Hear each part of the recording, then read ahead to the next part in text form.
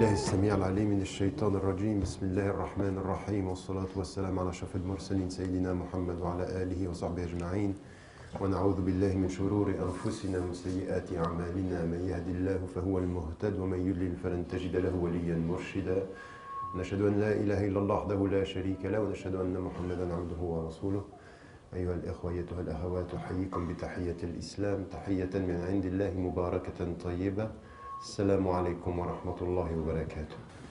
Bien, j'aimerais d'abord commencer par remercier frère Tariq Oubrou et l'association l'AMG d'ailleurs pour de cette invitation.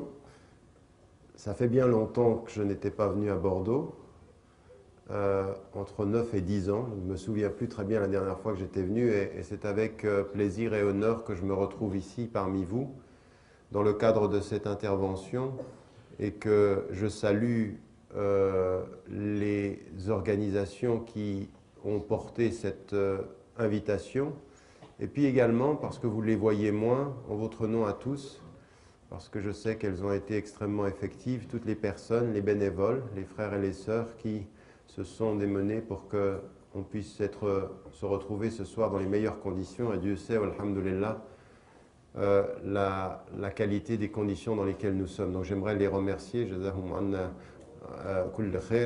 pour cet accueil et pour cette organisation-là. Le sujet de ce soir, c'est un sujet qui est à la fois délicat et important. Sujet choisi par Tariq, je pense également pour des préoccupations qui sont liées à la communauté.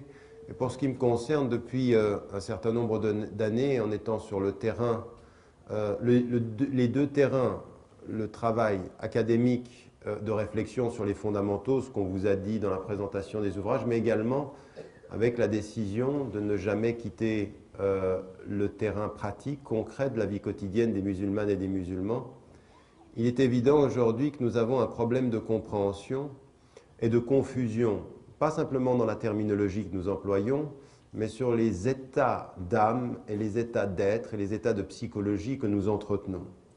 Et donc, de ce point de vue, en tant que musulmanes et musulmans, il est important, à mon sens, de revenir à un certain nombre d'enseignements essentiels et fondamentaux de l'islam pour comprendre ce que veut dire l'essence même de la spiritualité musulmane, ce qu'elle requiert quant à notre gestion de l'émotion, et ce qu'elle exige quant à notre développement intellectuel et rationnel.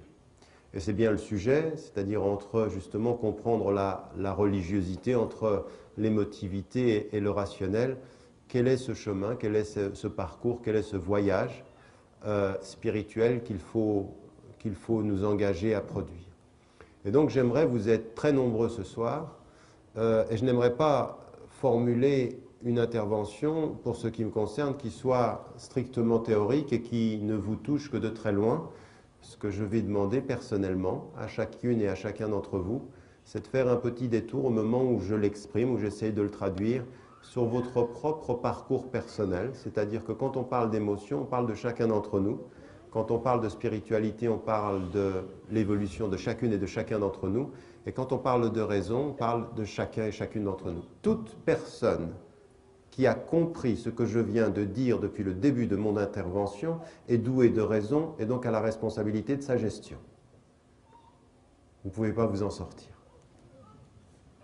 Et tous ceux qui ont souri maintenant ont bien compris, donc vous êtes coincés. Donc nous sommes en plein dedans, il va falloir maintenant gérer la question à partir du moment où vous avez compris ce que je viens de dire. Dès que j'ai parlé, que vous avez compris, vous êtes entré sur mon terrain et je ne vous laisserai pas en sortir. Et donc, de ce point de vue, on va essayer de regarder en 3 étapes ce qui nous est dit. La première des choses, en termes d'introduction, 3 points. La première des choses que j'aimerais mettre en évidence, il est évident que quand on parle de la foi, quand on parle de la spiritualité, la première des choses qui vient, et c'est naturel, la première des choses qui apparaît dans l'expression même de la foi, c'est la notion de la charge du cœur. Quand le prophète dit et qu'il montre sa poitrine en disant c'est là que se situe la conscience de Dieu, il est en train de dire que c'est à l'intérieur qu'on la sent. Et les références de l'islam quant à la foi sont fondamentalement liées au qalb. Ceux qui nient Dieu, fi qulubihim maradun. Il y a dans leur cœur une maladie, c'est-à-dire qu'ils ont oublié l'aspiration naturelle vers le transcendant pour la pervertir avec des choses qui est de la perception immédiate des choses et des choses qui leur font oublier l'essence des choses. Donc la maladie du cœur, c'est d'avoir oublié l'attraction naturelle du cœur vers ce qui est au-delà du sensible. Ce qui est une réalité universelle. Vous ne trouverez pas sur la surface de la Terre une communauté humaine, des tribus les plus éloignées en Papouasie-Nouvelle-Guinée jusqu'à Bordeaux, qui n'ait pas, de ce point de vue-là, quelque chose qui soit lié à la recherche du sens. Tous cherchent, au-delà de ce que l'on voit, quelque chose qui nous dise là où l'on va, c'est-à-dire le sens de la vie. Tous cherchent cela. Pourquoi sommes-nous là? Et chacune a sa réponse, mais tous ont la question. Chacune sa réponse, mais tous la même question. Et donc cette dimension, elle est liée aussi pour nous à cette attraction, cette recherche, cette quête. Et ce qui est lié à la foi est lié au cœur fondamentalement. Et il faut faire attention, c'est que la dimension du cœur, elle est particulière en islam et on va y venir. Une autre dimension qui va nous apaiser, puisque la foi est liée à cette dimension-là, vous connaissez la part du verset, souvent on le répète, c'est, n'est-ce pas, au souvenir de Dieu que les cœurs s'apaisent. Et donc les cœurs, c'est directement lié à quoi dans notre terminologie? À la dimension de l'émotif. Le cœur est le siège de l'émotion. Le siège symbolique parce qu'au fond, aujourd'hui, on sait comment fonctionne le corps humain. On ne peut pas placer le siège. D'ailleurs, ce serait ailleurs que ça se passerait, puisque ce que l'on sait aujourd'hui en neurosciences, c'est que le siège de l'émotion n'est pas la partie du cœur physique, mais c'est un lieu qui s'appelle l'amygdale au sommet du tronc cérébral. Donc, les sciences nous disent aujourd'hui qu'il y a un lieu en nous physiquement qui serait le siège de l'émotion. Mais ce qui est plus important pour nous, c'est que dans la terminologie coranique et dans toutes les traditions, on associe la foi au cœur. Donc par la force des choses, on associerait assez facilement la foi à l'émotion. Et donc il faut faire attention, parce que autant la foi n'est pas l'émotion, autant il y a de l'émotion dans de la foi, mais il ne faut pas réduire la foi à l'émotion. Et on va voir comment il faut dépasser l'émotif pur pour aller à la spiritualité profonde par un travail sur l'émotif pour parvenir à la profondeur du spirituel. Et pour cela, il faut passer par la médiation de la raison. Étonnamment. Étonnamment. Et donc il y a quelque chose d'extrêmement important entre notre cœur et notre esprit qu'il faut dans notre vie quotidienne appréhender de façon profonde. Donc, premier élément, attention aux confusions qui voudraient justement que nous associons, parce que ça donne l'impression de venir du même endroit, les deux choses, la foi et l'émotion. L'une a besoin de l'autre, mais l'une n'est pas l'autre. Elle n'est pas réductible à cela. Ça, c'est la première des dimensions. La deuxième des dimensions, c'est que on a aussi, dans notre rapport à la foi, l'ouverture sur la notion de la spiritualité, et on en vient aussi à confondre spiritualité et émotion. Or, l'émotion, c'est ce que vous trouvez à la surface de votre être.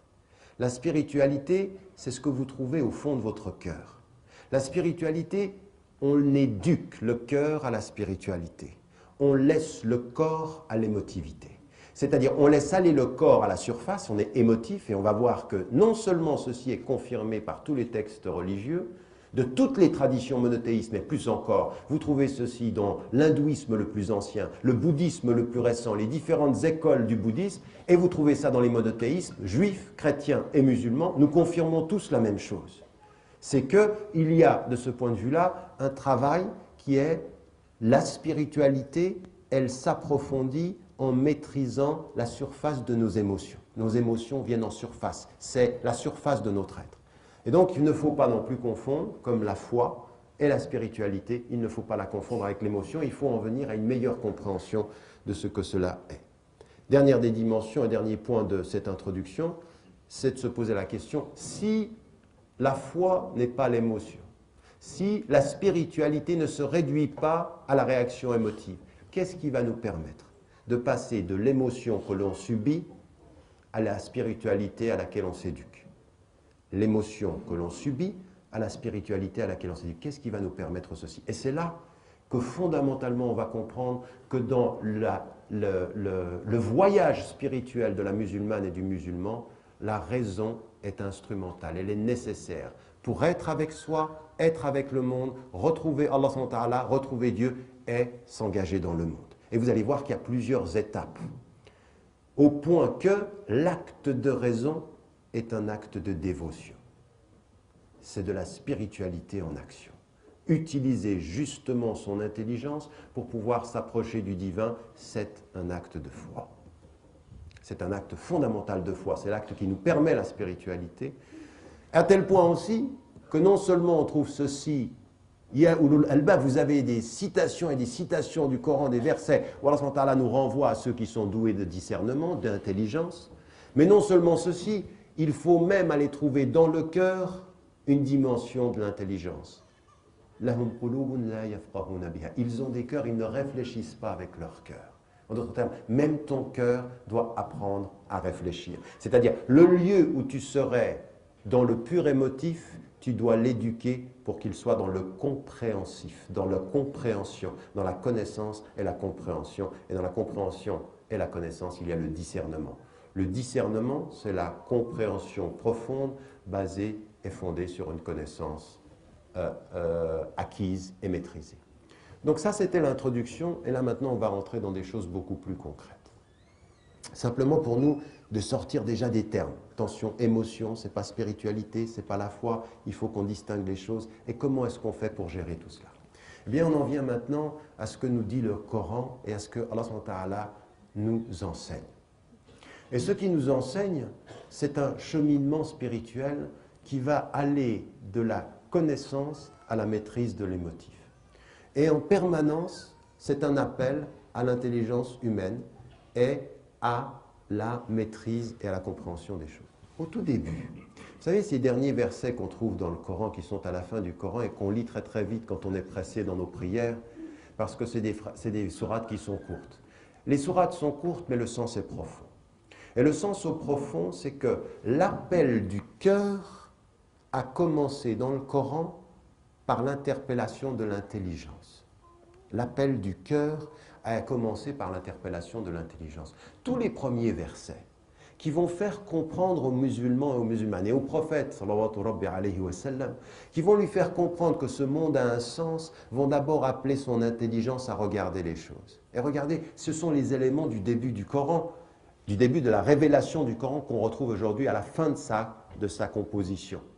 Quand Allah subhanahu wa ta'ala appelle les gens à regarder, wal fajr, wal duha, wal shams, il appelle à faire quoi? À regarder les éléments qui sont sous vos yeux. Pour faire quoi? Juste pour les regarder? Non. Tu regardes ce qui est pour comprendre que ce qui est a un sens. Et quel est le sens de ce qui est? C'est qu'il y a le créateur de tout ce qui est devant toi. Rappelle-toi, quand tu regardes ce qui est, qu'il y a un être qui a voulu ce qui est et dont tu proviens et auquel tu retournes. Donc la première des choses, c'est appeler l'intelligence à éveiller le cœur.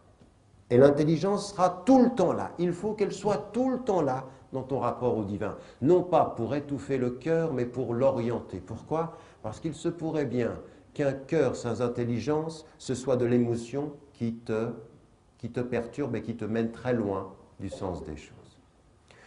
Alors, à ce moment-là, quand il va continuer la révélation, il va appeler les musulmans à se